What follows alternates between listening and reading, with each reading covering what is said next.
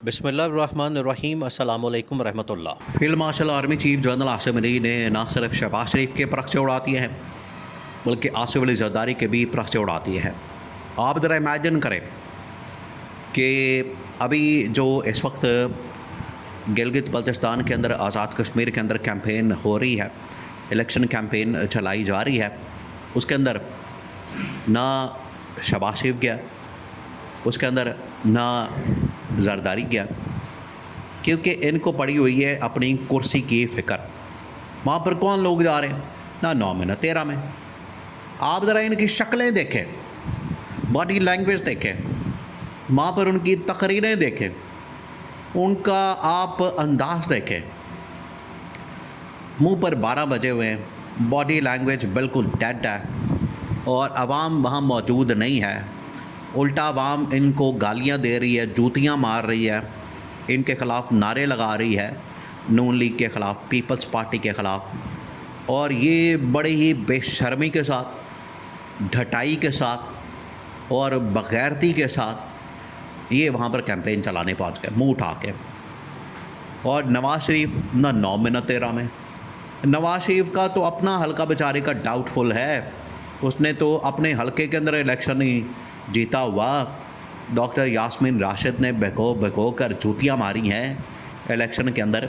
वहाँ पर जाके इसने कौन सा तीर मार लेना और इलेक्शन निकाल लेना। उसका अपना इलेक्शन बेचारे का डाउटफुल है, तो किसी कैंडिडेट की या अपनी पार्टी की वो क्या खाक कैंपेन करेगा, ये एक सेपरेट इशू है। लेकिन आ जाए इस मामले के ऊपर कि किस तरीके से जनरल आसिम ने फील्ड मार्शल ने शहबाज शरीफ के और जरदारी के परखचे उड़ा के रख दिए। अब ये भागने की तैयारी करें, कैटेगोरिकली इनके लिए पैगाम है। इनको ये बता दिया गया है कि अब आप भागने की तैयारी करें, आपको भागने का रास्ता नहीं मिलना। अभी से टिकट कटा के रखें, फ़्लाइट बुक करवा के रखें, सीट बुक करवा के रखें, क्योंकि आगे आपको जगह नहीं मिलनी, भागने का रास्ता नहीं मिलना। आपका नाम उसमें नो फ्लाइट में डाल दिया जाएगा, आप एयरपोर्ट पर पकड़े जाएंगे, गिरफ़्तार हो जाएंगे, करप्शन केसेस खुल जाएंगे, फाइलें खुल जाएंगी, बहुत कुछ होगा। इन्होंने किया क्या? ये क्यों होगा? ये सबसे बड़ा सवाल है। इन्होंने क्या किया? इन्होंने कौन सी ऐसी हरकत की है?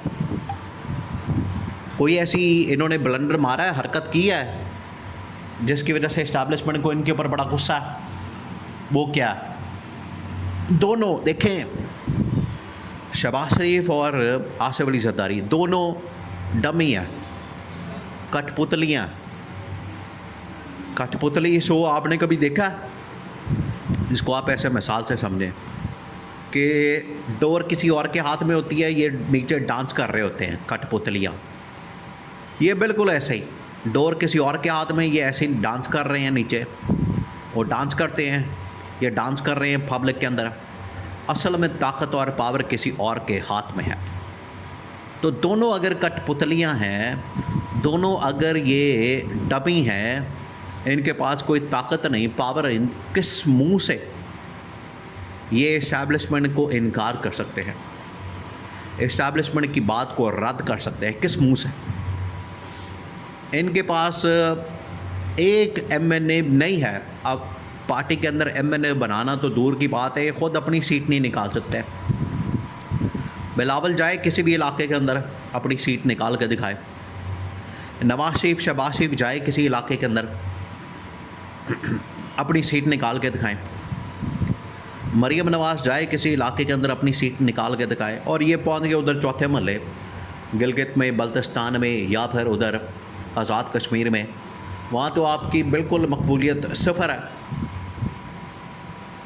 अब फील्ड मार्शल ने, इस्टेब्लिशमेंट ने इनको कहा था कि आप 28वीं तरमीम हर हाल में पास करें, आपने ये करना है, ड्राफ्ट तैयार है। उन्होंने बड़ी तैयारी की, देखे हैं इस्टेब्लिशमेंट ने बड़ी मेहनत की है इस काम के ऊपर। उन्होंने 6 महीने लगाए हैं इस बात के ऊपर, इस काम के ऊपर, इस टास्क के ऊपर, मिशन के ऊपर। पहले उन्होंने थिंक टैंक बैठाया, थिंक टैंक से मशवरा लिया, तजवीज़ ली, प्रपोज़ल लिया, फिर उस प्रपोज़ल के मुताबिक इन्होंने ड्राफ्टिंग की, क्लॉज तैयार किए, आर्टिकल, और किस आर्टिकल के अंदर कौन सी क्लॉज और शेक डालनी है, किस तरीके से उसको चेंज करना है। ये 6 महीने लग गए हैं।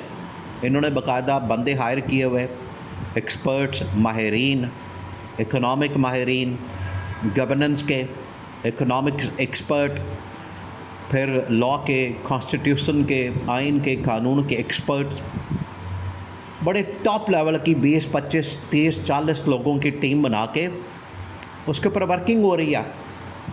और इन्होंने वर्किंग के ऊपर पानी फेर दिया 2 मिनटों में। ना इससे पहले तरमीम के ऊपर बात की, ना बाद में। और चोरी छुपके इन्होंने क्या किया, चोरी छुपे बजट सेशन कॉल कर लिया। आपकी हिम्मत कैसे हुई? ये है असल में प्रॉब्लम और गुस्सा। इस्टेब्लिशमेंट ने कहा है कि आपकी हिम्मत कैसे हुई, आपकी जुर्रत कैसे हुई कि आप बजट सेशन कॉल करें। आपको नहीं पता, आपको कहा गया कि पहले आपने तरमीम पास करनी है, आपको नहीं पता, आपके नॉलेज में नहीं है, आपको नहीं बताया क्या?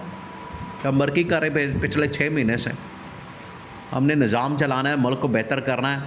आप अपनी जायदादें, प्रॉपर्टियाँ, बैंक बैलेंस, लंदन के फ्लैट्स, सब कुछ बना के लूट मार करके आप अभी तक आपका पेट नहीं भरा,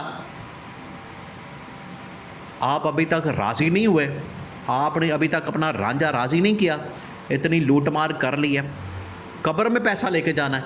ये इनको असल में इस्टेब्लिशमेंट की जानिब से सख्त गुस्से का इज़हार किया गया और इनको ये कहा गया,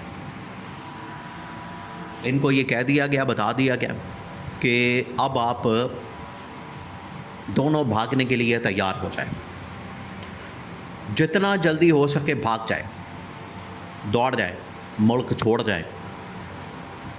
क्योंकि पहले हम लगे हुए थे, इस्टेब्लिशमेंट लगी हुई थी, वर्किंग कर रही थी तरमीम के ऊपर, क्लॉज कौन सी डालनी, कौन से शेक डालनी है, किस तरह से गवर्नेंस मॉडल चेंज करना है, सारा कुछ करना है। उन्होंने कहा कि अब नैब को कह दिया, नैब फाइलें निकाले आपकी लूट मार की, आपकी करप्शन की। वॉल्यूम 10, लंदन के फ्लैट्स, एवनफील्ड के अपार्टमेंट्स, एवनफील्ड के, मेफेयर के अपार्टमेंट्स, वो तमाम की तमाम डिटेल्स और तफसीलात नैब को कहा गया है केस बनाएं, मुकदमात करें और इनको टांगें और इनके नाम डालें उस लिस्ट में, नो फ्लाइट के अंदर, ताकि ये मुल्क से भाग ही ना सके, जा ही ना सके, मुल्क से ये दौड़ ही ना सके। ये इनको कह दिया गया। तो अब ये एक एक करके फ़रार होंगे। ये आप देखेंगे अगले 26 से 48 घंटों के अंदर अंदर ये मुल्क से भागेंगे। जरदारी दुबई भागेगा, शबाशी लंदन भागेगा, लेकिन अब भागने की गुंजाइश नहीं है। ये जितना मर्जी अब दौड़ लगाएं, अब इनके गिर्द शिकंजा भी कसा जाएगा और फांसी का फंदा भी तैयार किया जाएगा।